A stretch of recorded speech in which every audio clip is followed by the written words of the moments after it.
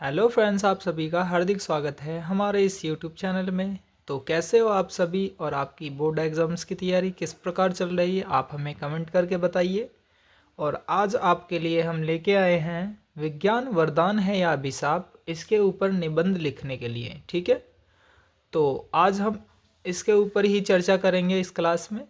तो आपको ये वीडियो कैसी लगेगी तो आप इसको कमेंट करके बताइएगा, ताकि हम मोटिवेट होकर आगे की नेक्स्ट वीडियो को भी आपके लिए जल्दी से जल्दी अपलोड यानी प्रोवाइड कर सकें। ठीक है, तो आइए स्टार्ट करते हैं।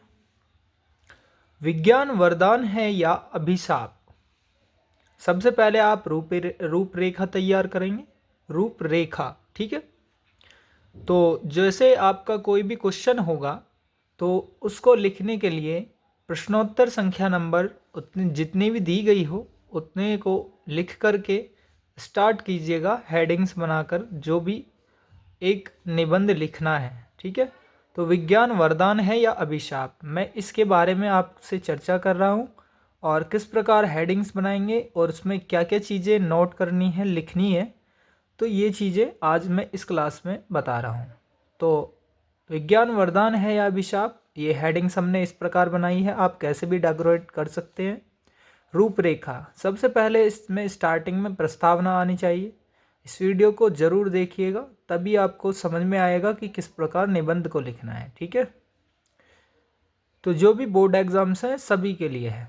प्रस्तावना नंबर 2 पर विज्ञान वरदान है, नंबर 3 हेडिंग्स बनानी है, विज्ञान अभिशाप है, नंबर 4 विज्ञान का महत्व और नंबर 5 उपसंहार। ठीक है, इस प्रकार हमने हेडिंग्स को बनाया है। जैसे अब हम बात करते हैं प्रस्तावना पर। तो नंबर 1 प्रस्तावना, विज्ञान आज ईश्वर की भांति सर्वव्यापी हो गया है। मानव जीवन का कोई ऐसा क्षेत्र नहीं है, कोई ऐसा कोना नहीं जहाँ विज्ञान ना हो। विज्ञान की बदौलत आज मानव जीवन एक रंगीन कल्पनाओं का सुनहरा संसार बन गया है। जो कभी हमारा सपना हुआ करता था उन सब को विज्ञान ने साकार कर दिया है। तो इस प्रकार लिखेंगे प्रस्तावना को।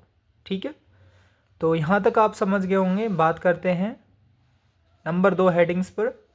तो इस पर देखेंगे, अब ध्यान से देखते रहिएगा, समझते रहिएगा, सुनते रहिएगा। ठीक है, तो इसके अकॉर्डिंग भी आप लिख सकते हो और अपने शब्दों में भी आप लिख सकते हो। तो ध्यान से सुनिएगा तभी आप लिख सकते हो। विज्ञान वरदान है, नंबर 2 हेडिंग है, विज्ञान मानव जीवन के लिए वरदान के समान है।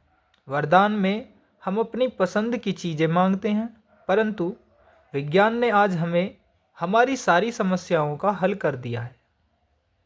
जिन कार्य को करने में महीनों लगते थे, विज्ञान की वजह से वो काम चुटकियों में हो जाते हैं।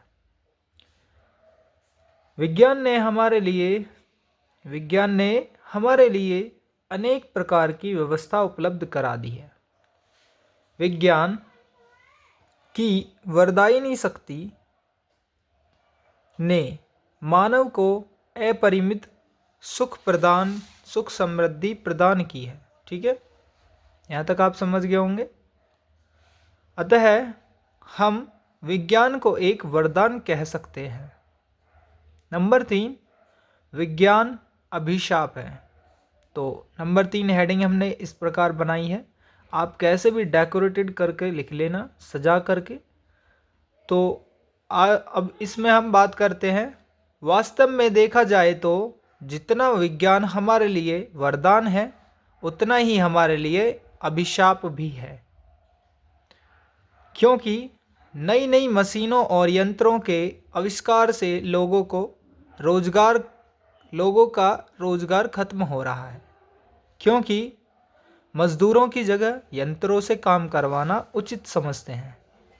मोबाइल फ़ोन के आविष्कार से छात्रों और छात्राओं का भविष्य खराब हो रहा है, क्योंकि अधिकतम बच्चे उसका दुरुपयोग कर रहे हैं। परमाणु बमों के आविष्कार से मनुष्य के लिए खतरा बन गया है। एक देश दूसरे देशों पर हमला कर देते हैं, जिससे आगामी पीढ़ी की परेशानी होती है। कहने का तात्पर्य यह है कि विज्ञान हमारे लिए अभिशाप के समान है।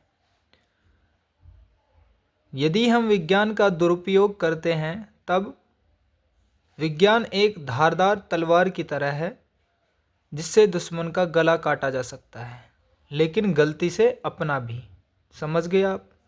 अर्थात यदि हम किसी भी वैज्ञानिक यंत्र के बारे में नहीं जानते तो उसका उपयोग ना करें तो ही ठीक है। ठीक है, अब बात करते हैं आगे। अन्यथा वह हमारे लिए खतरा हो सकता है। इस प्रकार हम कह सकते हैं कि विज्ञान एक अभिशाप के समान भी है। ठीक है, अब नंबर 4 हेडिंग्स पर ध्यान देते हैं। विज्ञान का महत्व। तो विज्ञान के महत्व में भी हमने 4-5 हेडिंग्स बनाई हैं, उनको भी ध्यान से समझेंगे। ठीक है, तो विज्ञान का महत्व। विज्ञान का महत्व मनुष्य के जीवन में कई क्षेत्रों में दिखाई पड़ता है, जिनमें से कुछ प्रमुख क्षेत्र इस प्रकार हैं। जैसे नंबर के परिवर्तन के क्षेत्र में है। ठीक है, परिवर्तन के क्षेत्र में पहले लंबी यात्राएं सपने के समान लगती थीं, किंतु आज रेल मोटरों और वायुयानों ने लंबी यात्राओं को अत्यंत सुगम व सुलभ कर दिया है। पृथ्वी की नहीं, चंद्रमा पर भी हमारे भारतीय वैज्ञानिकों ने विजय प्राप्त कर लिए है। ठीक है, संचार के क्षेत्र में। तो हेडिंग डाली है हमने, इस प्रकार के लिखी है संचार के क्षेत्र में। तो उसमें क्या लिखा है? टेलीफोन, टेलीग्राम, ईमेल आदि के द्वारा क्षण भर में यानी कुछ ही क्षण में संदेश पहुंचाए जा सकते हैं। रेडियो और टेलीविज़न के द्वारा कुछ ही पलों में एक समाचार विश्व में फैल जाता है। बात करते हैं गे पॉइंट पर, जो हेडिंग्स बनाई है कृषि के क्षेत्र में। ट्रैक्टरों, ट्यूबवेलों, रासायनिक खाद व एवं कीटनाशकों, उन्नत किस्मों के बीजों के आविष्कार से कृषि उत्पादन में पर्याप्त बढ़ोतरी हुई है, जिससे विश्व की बढ़ती जनसंख्या का पेट भरना संभव हो सका है। ठीक, नंबर घ को देखेंगे। अब घ की हेडिंग्स क्या बनाई है हमने? चिकित्सा के क्षेत्र में। तो चिकित्सा के क्षेत्र में क्या क्या विज्ञान का महत्व है, ये भी आज इसमें ही देखने वाले हैं। देखिए, आधुनिक चिकित्सा पद्धति इतनी विकसित हो गई है कि अंधों की आँखें और अपंग को अंग मिलना संभव हो गया है। सीटी स्कैन, MRI के आविष्कार ने एक नई क्रांति ला दी है। तो ये चीज़ें आपने समझी। अब हम बात करते हैं नेक्स्ट उपसंहार पर, जो कि अंतिम हेडिंग्स है इसकी। तो उपसंहार आपको ज़रूर लिखना है हर एक निबंध में। ठीक है, तो देखते हैं इसमें हमने क्या लिखा है। शांति से समझेंगे, पढ़ेंगे, सीखेंगे। विज्ञान के विषय में विचार करने पर यह बात तो स्पष्ट है कि विज्ञान एक ओर वरदान है तो दूसरी ओर अभिशाप है।